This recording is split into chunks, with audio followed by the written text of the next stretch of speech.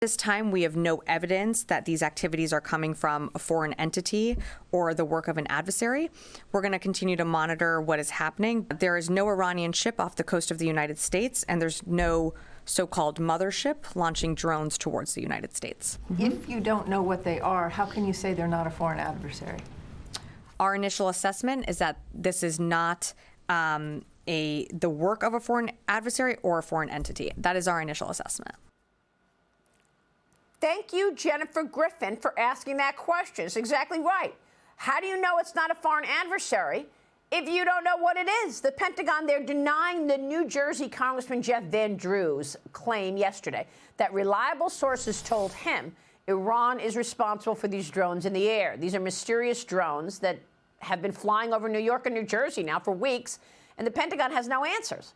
The drones are being compared to the Chinese spy balloon that flew across the entire country. Well, much of the country was stopped in the Carolinas last year. Very few answers from the Biden administration, along with local government officials on this. Joining me now is former State Department spokesperson. She is the founder of Polaris National Security. Morgan Ortagus back with us. She's also the host of the Morgan Ortagus Show on Sirius XM. Morgan, it's great to see you. Thanks very much for being here. Thanks, Maria. You too. These drones are really... I mean, it's a mystery. I think it's absolutely terrible that the Pentagon has offered us no information whatsoever. Your thoughts? Yeah, I think you said it best when you compared it to the spy balloon that traversed the country. And remember that this administration, because of that incident, sort of lost a lot of credibility with the American people. And I understand why people are suspicious because, you know, they sort of said, no, you're not seeing a spy balloon. No, it's nothing. Oh, it's fine. And then people literally watched it traverse the country. So when it comes to these drone incidents in New Jersey, here's why I'm concerned. Last year, almost 1 year ago, we had 3 service members killed in Jordan. They were based there in Jordan through these sophisticated drones. We know that for years, I wrote about this in the Wall Street Journal of September of 2022, for years, Iran has been using sophisticated drones, shipping them to Russia for them to use against Ukrainians. And of course, now Iran has armed its proxies in the Middle East with these drones, and they have actually killed American service members. So we don't know that it's Iran, but what we do know is when you look at the battlefields around the world, drones are a daily use of warfare between Russia and Ukraine, and vice versa, of course, and between Iran and its proxies. So this is the new age of warfare, Maria. This is what we're going to see in future warfare going forward. You're going to see drones, and many of them now are sophisticated enough to carry payloads that have weapons on them that can kill U.S. service members. Well, I mean, I see, and my thinking, I'm leaning toward it must be China, just because I know the surveillance programs are so significant out of China. But the fact that the Pentagon isn't telling us anything, I don't understand why. I mean, is it because the next question would be, well, all right, it's China. All right, it's Iran. What are you doing about it? And they're not doing anything about it. Shouldn't these drones be shot down if we don't know what they are? Yeah, so what we're seeing is that the U.S. military in the Red Sea, for example, does have to shoot down sophisticated drones that are launched by the Houthis that have payloads and weapons on them.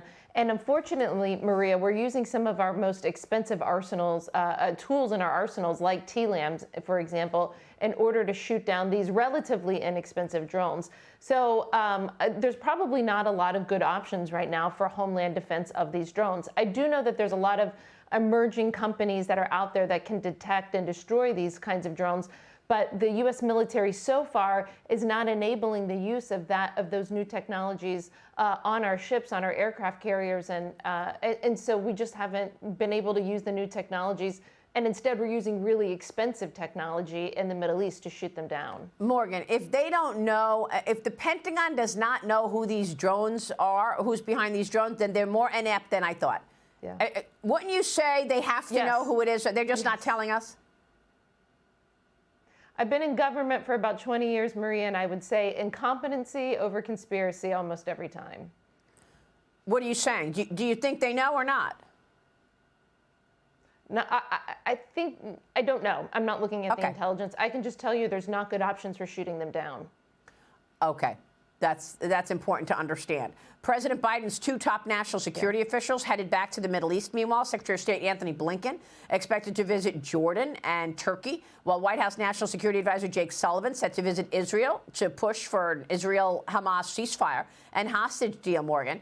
For the first time, Hamas says it would agree to a deal allowing Israeli forces to remain in Gaza temporarily when the fighting stops, according to the Wall Street Journal. And, of course, that is after President Trump posted if the hostages are not released, there will be hell to pay. Hamas also handed over a list of hostages, including U.S. citizens, it would release under a ceasefire deal. A key part of Blinken and Sullivan's conversations in the Mideast will also focus on the future of Syria after the fall of the Assad regime. Israeli warplanes pounding Syria to keep weapons out of the Islamist rebels' hands as its troops are advancing further into the country. Iran's supreme leader, meanwhile, claimed that the ousting of Syria's former president, al-Assad, was the result of a plan by the U.S. and Israel, Morgan. So much going in the Middle East. How do you assess this situation? Yeah. Well, a lot going on, Maria, as you just said. So if we break it down and let's look at Syria, for example, and you just spoke about Israel and their bombing campaign against Syria, going after their chemical weapons and other advanced munitions and stockpiles in Syria. I think that's really important. And what is Israel doing? Number one, they're defending their borders, right? Syria is on their border. They share a border. They will rightfully be concerned about terrorism and things, terrorists getting a hold of these chemical weapons that could affect Israel. So I think Israel is doing what we would do in this situation if we had terrorist and chemical weapons on our border, which I guess we do with the cartels and fentanyl, but that's another conversation. Also important to remember, one of the reasons why Israel is destroying these chemical weapons and not having to destroy a nuclear weapon is because they actually reportedly took care of this, and I think it was around 2007, 2009, Israel actually went after and destroyed the nuclear weapons facilities that Syria was building then. I think that's a really important lesson for the future. It sure is. GOP lawmakers, meanwhile, grilling Secretary of State Anthony Blinken over the administration's botched Afghanistan withdrawal during a House Foreign Relations Committee hearing yesterday. Here's the incoming chairman of the committee, Florida Congressman Brian Mast. The United States right now is literally sending tens of millions of dollars to the Taliban, 14.9 million to be exact, to teach Afghans how to do carpet weaving. $280 million to the United Nations to do cash transfers for food in Afghanistan. $75 million to teach Afghan women to be farmers. We've spent $9 billion to resettle 90,000 roughly Afghan refugees here since the fall of Afghanistan. My simple Army math tells me that's about $100,000 a person. And I think internationally it's about $8 billion since the evacuation, has helped avert famine. It's helped prevent the collapse of the health system. It's helped prevent the collapse of the entire economy. It's helped avoid bringing even more disaster. We have no eyes on the ground. We have no business putting $1 into that place. Morgan, your reaction. Well, I'm glad that Brian Mast is going to be the chairman of House Foreign Affairs Committee. I would say that that hearing, Blinken will end his tenure as Secretary of State just as disappointingly as he started it. You know, for the families of the 13 fallen that were there that day, Blinken, again, nobody from Biden's administration took responsibility. Nobody was fired. No one had the dignity resign. And Blinken, I'm paraphrasing, basically said, I've wrestled with what else we could have done to save those 13, but essentially there's nothing really that we could have done. I just don't think that's true. I think we've had so many people testify about the intelligence that was available. We know it was a catastrophe. Everybody with two eyes knew the Taliban was going to take over. It was just a disaster, and they took no responsibility yet again. No responsibility. And you know what, Morgan? They've taken no responsibility for everything that they've missed. Victoria Coates was on with us the other day. Right. She encapsulated it very well. She said, This administration has missed four major things that have had massive implications. Number one, the Afghanistan withdrawal. It was botched. They totally messed it up. Number two, they thought Ukraine would fold. Remember in the early days when Ukraine was first attacked by Russia?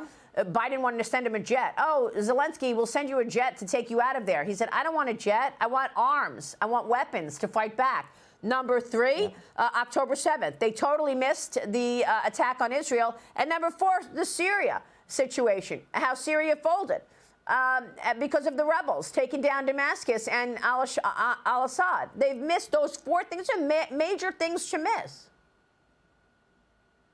Yeah, there's been a new war or catastrophe for every year of the Biden administration. I think it all goes back to Afghanistan, Maria.